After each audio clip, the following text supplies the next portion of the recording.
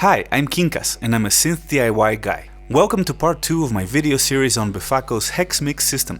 Today we're checking out the Hexmix Mixer, a 6-channel performance mixer for Eurorack in 28 HP, featuring volume controls, mute switches and a 3-band EQ per channel, as well as another 3-band EQ for the master stereo output and a master volume control. It can be normal to both the Hexmix VCA and the Hexpander, but it can also be used as a standalone module. I especially like the switches, which are mutes in the center, on when flipped upwards, but temporary toggles when pressed down on, which makes them like a little keyboard. They are also click-free since they are actually driving Vactrols rather than hard switching the channels. Befaco sent me both the mixer and the Hexpander in a single large box. Let's set aside the Hexpander for now and see what comes in the Hexmix kit.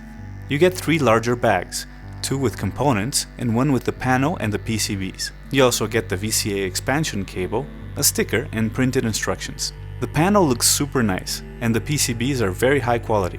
I love Befaco's curvy style. The other 2 bags include all of the hardware and electronic components you need for the build, as well as the power cable.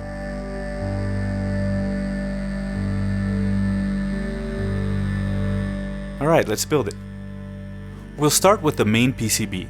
I like placing all of the resistors and diodes and then soldering them from above, avoiding having to turn the board multiple times. Have the printed instructions in front of you so you can identify and locate all of the components correctly.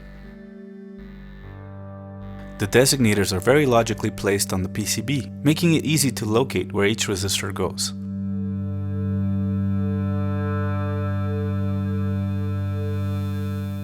When you're done soldering them, turn the board over, clip the leads, inspect and touch up your work as needed from below. Next, place and solder the IC sockets. It may help to use the second PCB to hold the sockets in place as you flip the board over. On to the ceramic capacitors.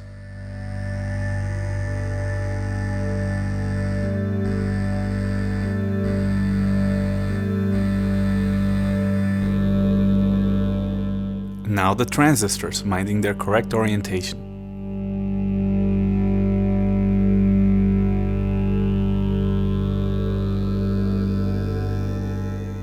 Then place and solder the electrolytic capacitors.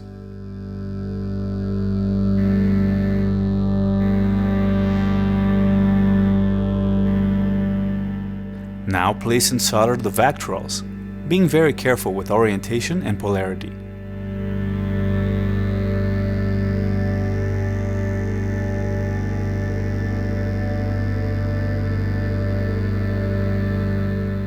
Place and solder the male pin headers, making sure they're straight. Then do the same for the power connector and the COM ports.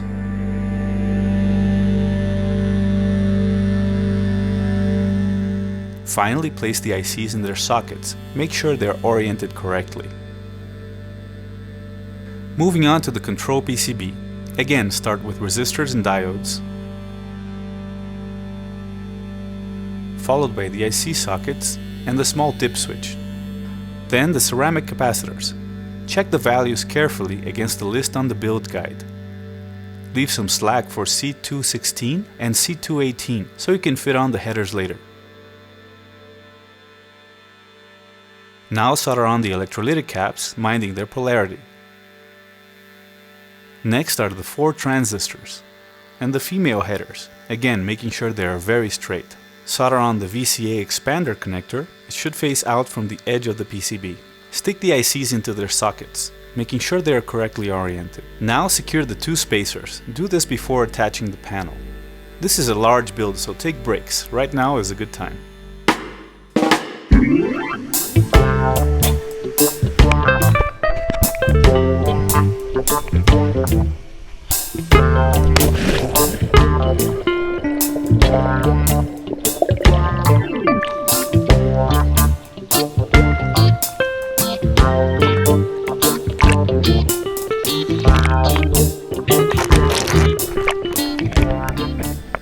Now start mounting the panel components, but don't solder any of them yet. Read the manual carefully, it has some very important tips as well as a checklist. Once you've checked all of the boxes, place the front panel.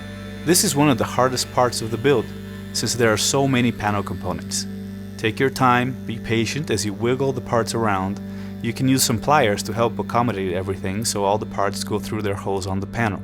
Screw on the nuts for each part in order. First the jacks, then the pots, then the switches. Make sure everything is flush against the panel. The switches are a bit loose on their pads. Mine ended up a bit crooked. Try your best to line them up neatly before soldering. Push the LEDs up so they go through the panel hose and fold out their legs so they stay put. Now go ahead and solder everything up. It's a good idea to not solder the potentiometer location lugs yet, in case you need to debug the module. Now connect the two PCBs together. This may also require some wiggling around. The electrolytic caps may make it a bit difficult to squeeze the sandwich tight. Took me a few minutes. That's pretty much it. Just put on the knobs and trim the bottom row of potentiometer and jack standoffs to keep them from shorting against the expansion and power connectors. As usual, check the power connector for shorts with your meter, and if everything looks good, go ahead and plug it in for testing. I was lucky and mine worked perfectly. It would have been a hassle to have to debug this one. Be very careful building this. Read the user manual carefully before testing it. I think you'll like the EQs. They make a huge difference in sound and may spare you having to use filters quite often. Now let's check it out in action with the 6-voice drone patch I made.